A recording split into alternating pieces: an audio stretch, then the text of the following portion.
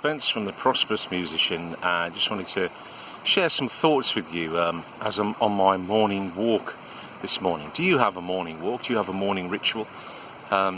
Especially on a Sunday morning, it's really nice to go out for a little walk. And I'm very blessed to be here at the River Akerselva in Oslo, that runs through Oslo and comes out into the sea.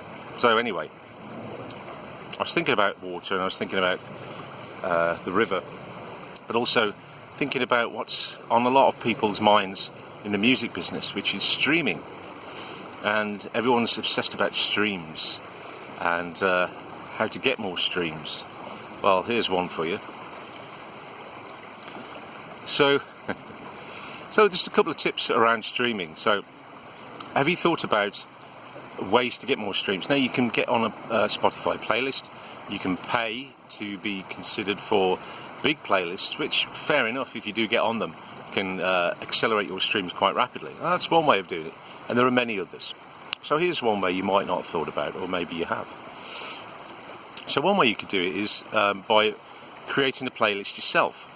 Now, you might think, well, why would I want to do that? No one's going to listen to it. Well, here's the good bit.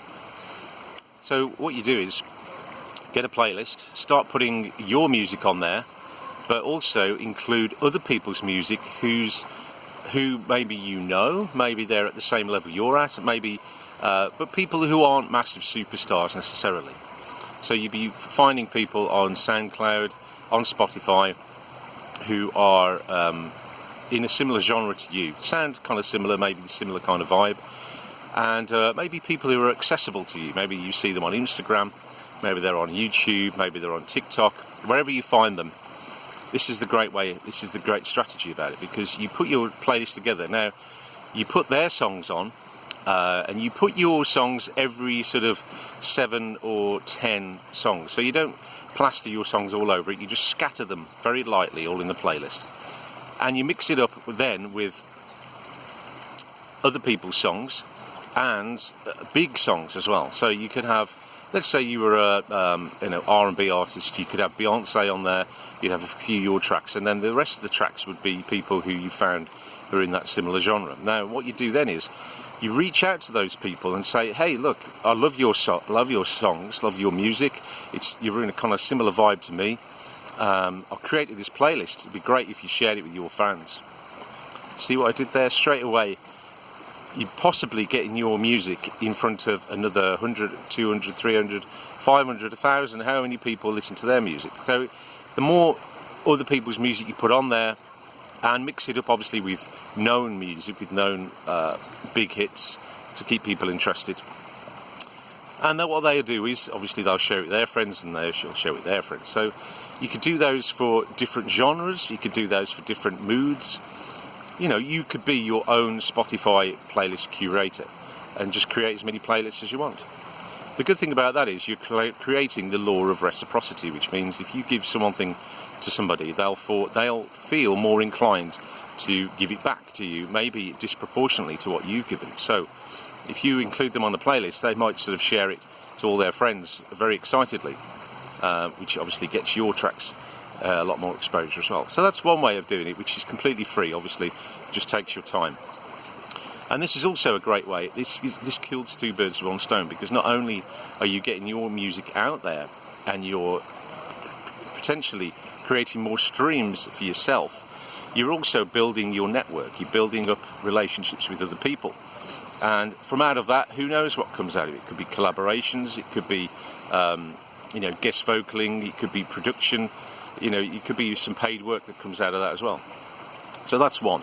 The other one is to do some research on your genre of music. Now, if you're in a bit of a niche, maybe if you're in kind of heavy rock or doom rock or whatever these kind of sub-genres are, you might want to check out where in the world where these genres are more popular. Now, you might think, well, it doesn't matter where you are in the world because everyone listens online, which is true, of course, but where it does matter is if you're paying for advertising, and if you're getting certainly where Spotify is concerned, there might be more money available in some countries per spin than others, and if you're paying to get your music exposed to different people through advertising. If you go to, for example, if you were in the blues kind of rock genre, then you might find your genre is very popular in somewhere like Mexico. Now, did you know this? Mexico is the #1 streaming capital of the world in terms of the amount of people streaming there. So you could find that your genre is popular there. You get less money per click, less cost per click, and you build up a fan base pretty quickly. Now, when the COVID finishes, finally, we're all vaccinated and all safe, then you might find building a tour over there is very beneficial. As you know, there's a lot of artists that may be from the UK, for example, but then suddenly become big in Germany, and that's where they do all their touring, and that's where they base their careers. That could be you in Mexico, for example, or maybe in Japan, where they still have record shops in Japan. Did you know that? Tower Records, they still have physical record shops where people go in and buy records, because the Japanese consume music in a very different way to the rest of the world. So think outside of the box. Don't just think about your hometown or think about your country even. Think about the world and where in the world your music is popular. So I've just dropped 2 very useful tips there. Now, they're only useful if you take action on them. So I want you to take action on them. I want you to try them out. I want you to prove me right or prove me wrong. And I'll be back very soon with some more tips for you. And you want to leave any comments down below, put them in the comments box down there, and I'd be happy to respond.